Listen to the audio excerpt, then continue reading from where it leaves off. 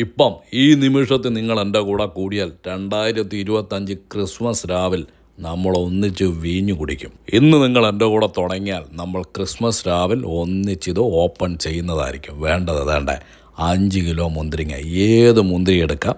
അതൊരു അക്കീറത്തിനകത്തോ ഭരണിക്കകത്തോ വൃത്തിയുള്ള എന്നാത്തിനകത്തേലും മുഴുവൻ അങ്ങോട്ട് വാരിയിടുക. പിന്നെ ഇന്നത്തെ ഈ ഐറ്റം എന്ന് പറയുന്നത് നമ്മുടെ നാടൻ രീതിയല്ല, തനി പോർച്ചുഗീസ് പരിപാടിയാണ് കാണിക്കാൻ പോകുന്നത്. അപ്പം ചില ആളുകൾക്കൊന്നും അത് ഇഷ്ടപ്പെട്ടെന്ന് വരികയല്ല, അത് ഞാൻ മുൻകൂട്ടി പറയുന്നത്. അങ്ങനെയുള്ളൊരു സൈഡാകുക, അല്ലാതെ വേറെ ഒരു മാർഗ്ഗവും ഇല്ല. അതിനകത്തേക്ക് കുറേ പഞ്ചസാര വാരിയിട്ട് കൊടുക്കണം. 5 കിലോ മുന്തിരിങ്ങയ്ക്ക് 2 കിലോ പഞ്ചസാരയാണ് പോർച്ചുഗീസ് കണക്ക്.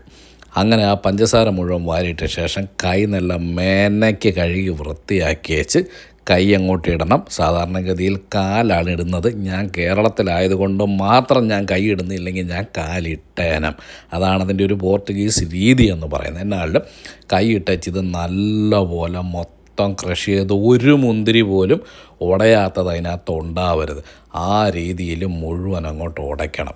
ശേഷം കുറച്ച് ഈസ്റ്റ് ചേർക്കണം. എന്തിനാണ് ഈസ്റ്റ് ചേർക്കുന്ന? ഈസ്റ്റിൻ്റെ ആവശ്യമില്ലല്ലോ എന്നൊക്കെ പറയും. പക്ഷേ കേരളത്തിലെ ക്ലൈമറ്റിന് ഈസ്റ്റ് ചേർത്തില്ല, ഇത് പുളിച്ചതിനകത്ത് പുഴു പിടിക്കാൻ വരാൻ സാധ്യതയുണ്ട്. അതുകൊണ്ട് നിങ്ങൾ ഈസ്റ്റ് ചേർത്തോ.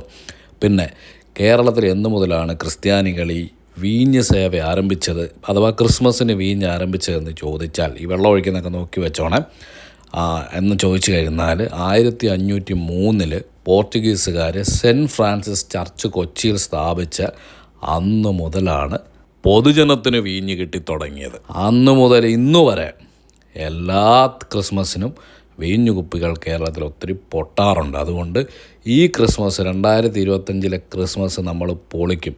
ഇടയ്ക്കിടയ്ക്ക് ഞാൻ അതിൻ്റെ അപ്ഡേഷൻ വീഡിയോ ഇടും. കൂടെ കൂടിക്കോണം, മറക്കരുത്.